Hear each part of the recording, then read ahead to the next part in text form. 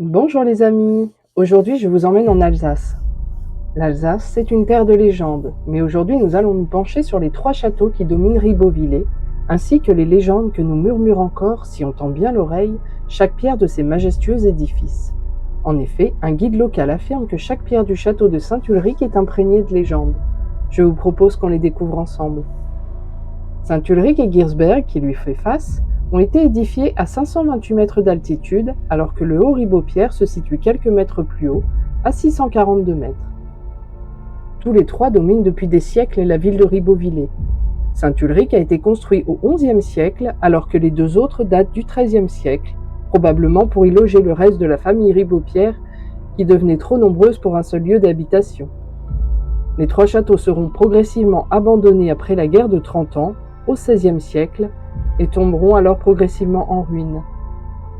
La famille de Ribeaupierre, qui en a été la principale propriétaire, est finalement allée s'installer dans un 4e château en contrebas, au bord de la ville.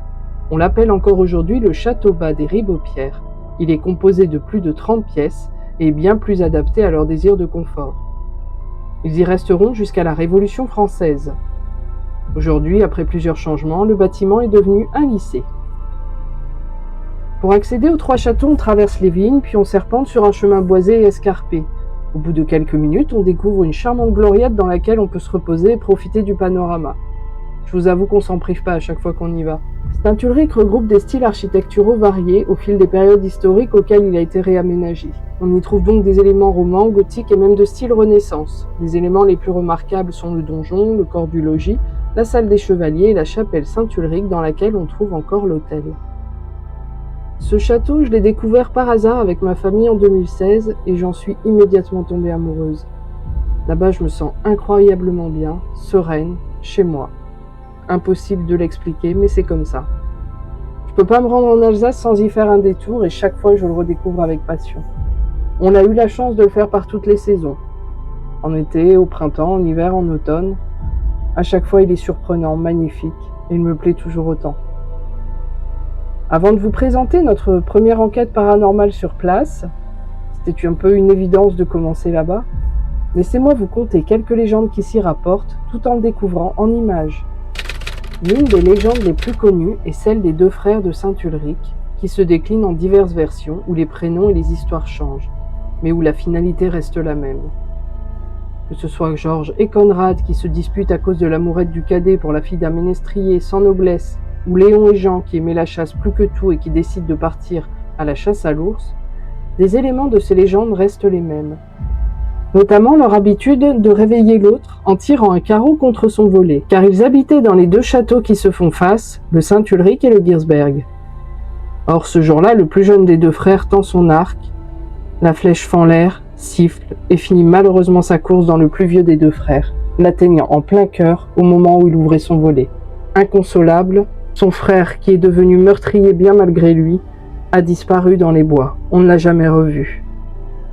Depuis ce jour, en octobre, date anniversaire du tram, on dit qu'on entend les frères mener une chasse infernale dans les montagnes boisées autour des châteaux, ou encore le sifflement de la flèche et les pleurs de désespoir du meurtrier. Une autre légende raconte qu'un ménestrier, descendant de la jeune femme que voulait épouser le cadet, formula une prière à Notre-Dame de Dussenbach en jouant du violon. Dès lors qu'il acheva sa complainte, la Vierge mit fin à la chasse des 2 frères et ainsi à leur tourmente éternelle.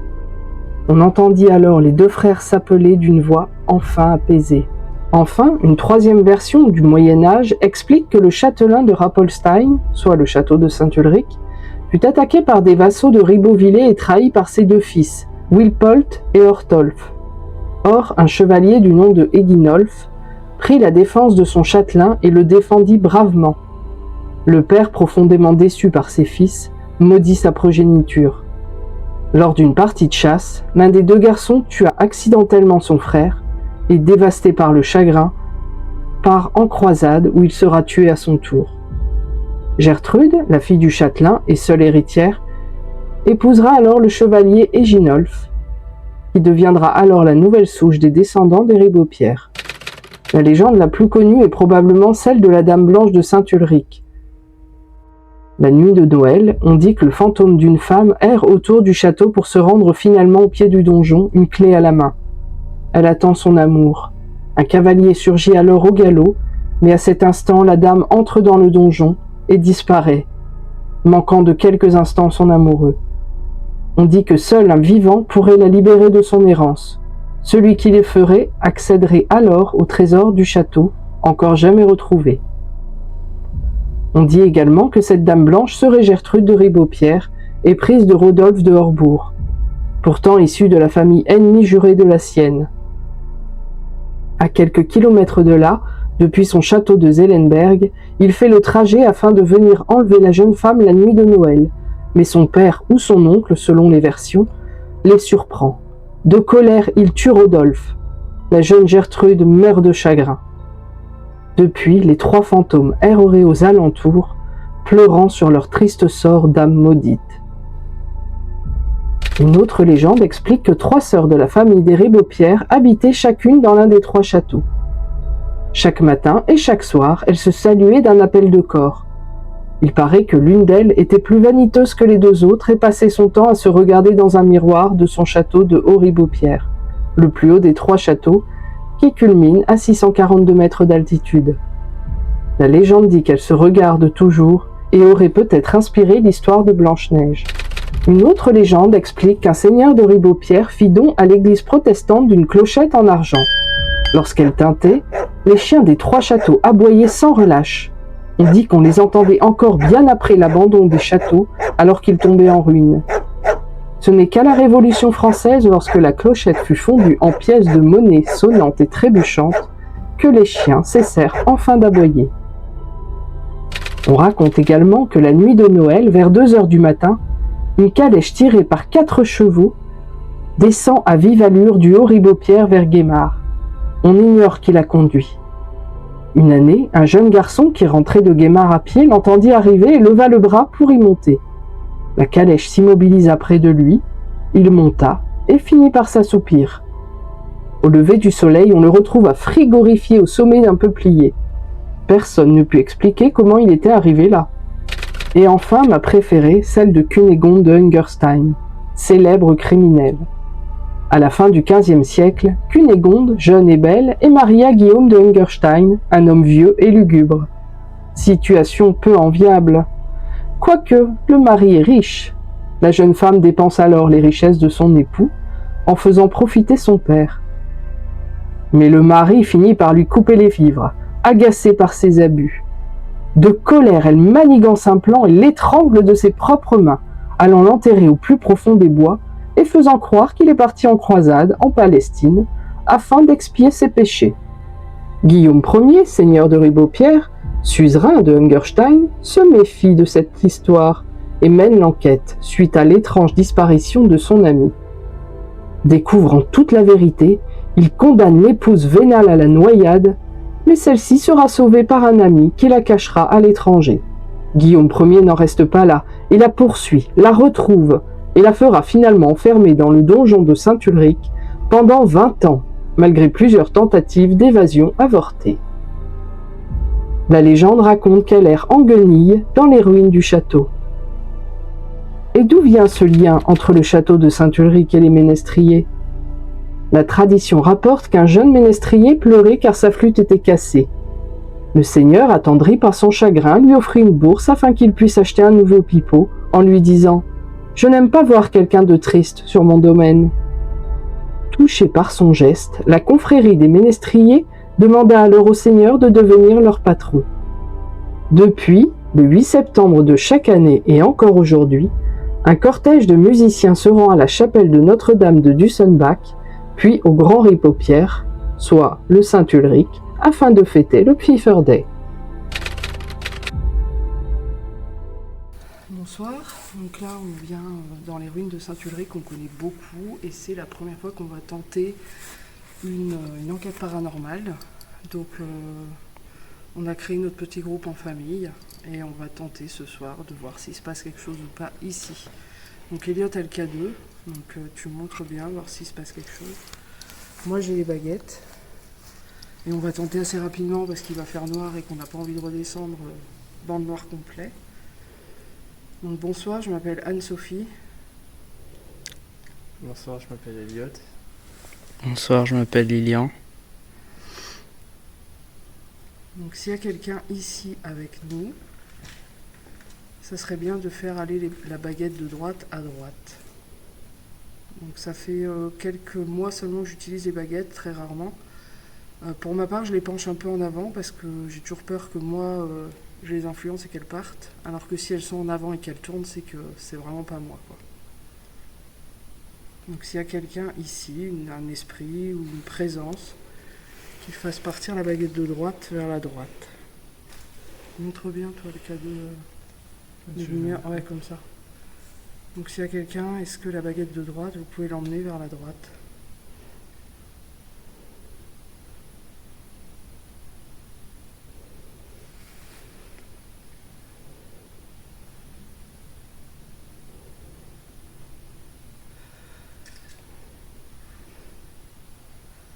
Donc là, je vous jure que c'est pas moi qui l'a fait partir, elle est penchée en avant, hein, quand même.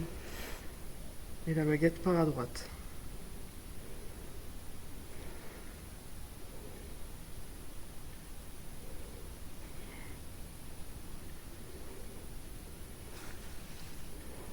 Merci.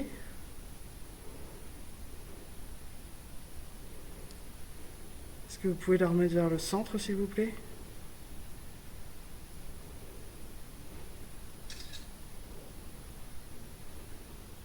Bon, je me permets de le faire, moi.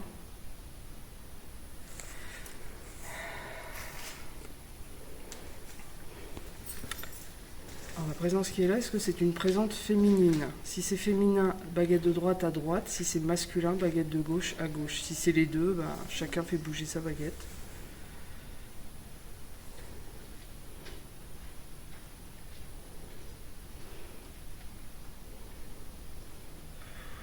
Donc le tremblement, je précise, c'est bien moi, mais par contre le fait qu'elle parte à droite, c'est pas moi du tout, hein. Donc je tiens juste la poignée, je n'influe pas du tout sur la baguette, elle part à droite.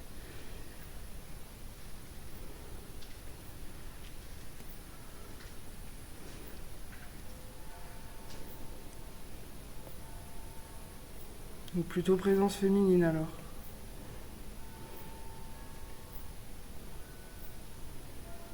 Est-ce qu'il y aura un monsieur ou des messieurs également? Baguette de gauche à gauche dans ce cas-là, s'il vous plaît.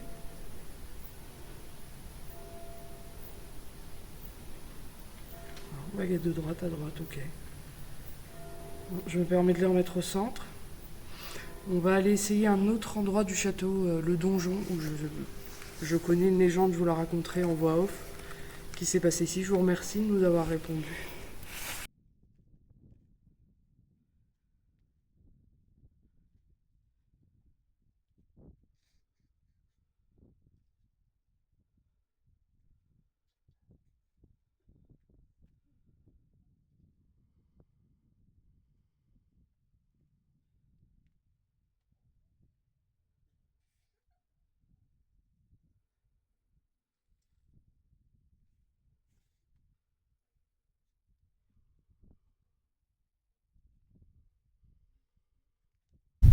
Alors là, on est en haut du donjon, un fameux donjon pour lequel je vous raconterai la légende en voix off parce qu'il y a du vent, donc je pense qu'on va pas bien entendre. On va retenter une séance de baguette ici, Elliot a le K2, donc on va essayer de vous le montrer, voir si ça s'allume ou pas. Pour information, si vous voulez vous manifester, vous pouvez vous approcher de l'appareil, il s'allumera, et sinon moi je vais poser quelques questions avec les baguettes en espérant que le vent les fasse pas bouger, mais je pense pas. Donc je vais attendre un petit peu avant de poser mes premières questions. Donc c'est toujours nous, on est là en toute bienveillance, on voudrait juste savoir s'il y a quelqu'un ici avec nous. Il y a du vent, donc je vous dirais si pour ma part je pense que c'est le vent qui les fait bouger. Là oui, je pense que pour le coup... Donc s'il y a quelqu'un avec nous, tout à l'heure on a eu une présence féminine, est-ce que vous pourriez envoyer la baguette de droite vers la droite, mais assez franchement, pour qu'il n'y ait pas de doute possible.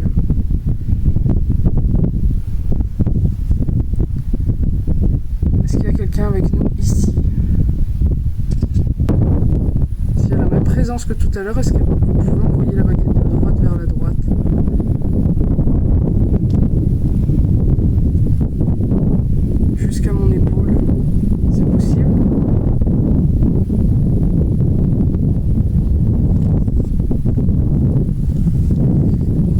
pas que c'est le vent, très honnêtement.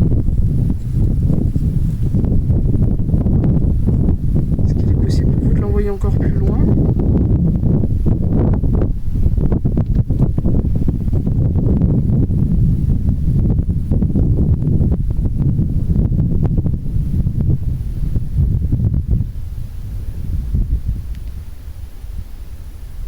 Merci. Donc il y a du vent, c'est vrai, mais la baguette de gauche ne bouge pas, donc je pense que si c'était le vent, les deux partiraient. Est-ce que vous pouvez la ramener au milieu, s'il vous plaît? À côté de l'autre.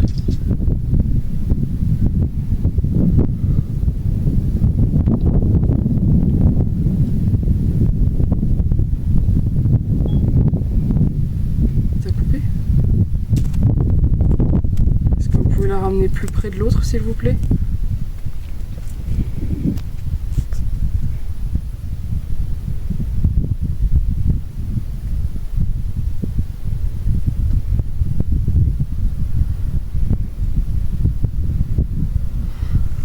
Je vais me permettre de les mettre au centre. Je vais m'asseoir pour que le vent influe moins dessus. Est-ce que la personne qui est avec nous a habité dans ce château? Si oui, baguette de droite à droite. Sinon, baguette de gauche à gauche. Vous pouvez toujours aussi vous approcher de l'appareil, là, si vous le souhaitez.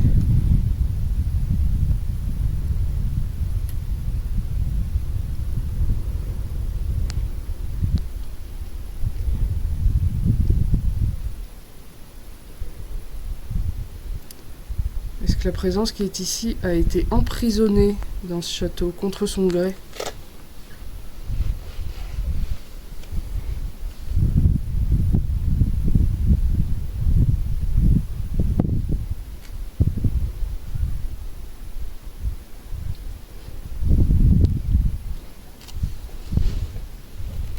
Si c'est vous qui faites bouger les baguettes, est-ce que ça peut être un peu plus franc comme réponse, s'il vous plaît?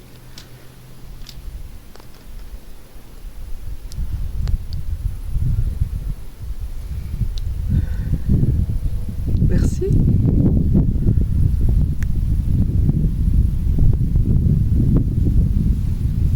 Je prends ça pour un oui, donc emprisonné. Est-ce qu'il y a d'autres personnes avec nous ici que cette personne qui aurait été emprisonnée ici? Parce que je sais que ce donjon a été une prison. Est-ce qu'il y a d'autres personnes? Si oui, baguette de droite à droite. Sinon rien, j'ai envie de dire. Est-ce qu'il y a d'autres personnes?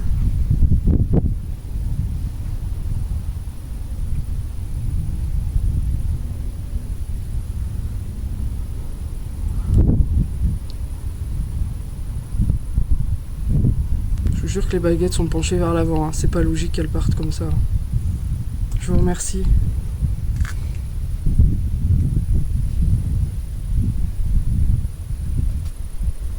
Je vais essayer avec le pendule. Je vous remercie de nous avoir répondu.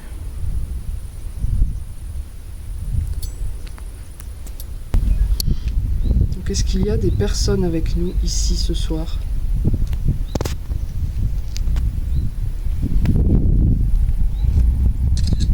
Ouais, là, il y a du vent, il bouge pas plus que ça, hein. Est-ce qu'il y a des personnes avec nous ce soir? Il tourne. Donc c'est un oui.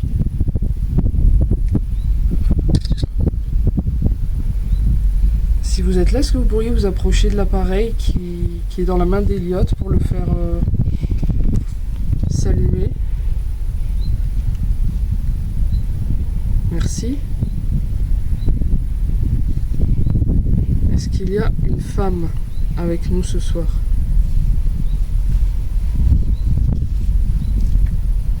Donc là, pour le coup, il y a du vent et ça fait pas bouger le pendule plus que ça, hein. Est-ce qu'il y a une femme ici avec nous ce soir? Toujours un oui.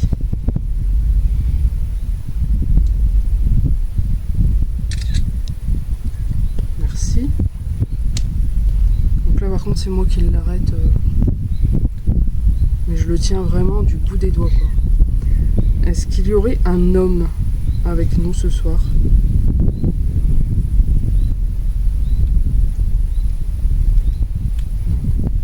pas de présence masculine. Tout à l'heure, les baguettes, elles avaient dit plutôt non. Plutôt rien. Donc, d'accord. Est-ce que vous êtes toute seule ici?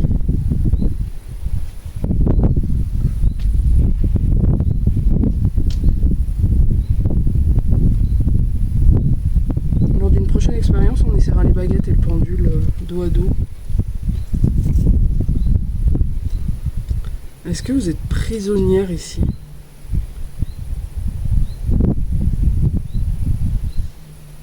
Non. Donc vous êtes là de votre plein gré en fait. Désolé, hein, donc le nom. Est-ce que vous restez ici de votre plein gré?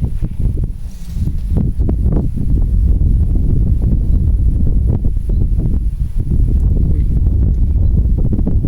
Alors, je vous remercie de nous avoir répondu. Merci. Donc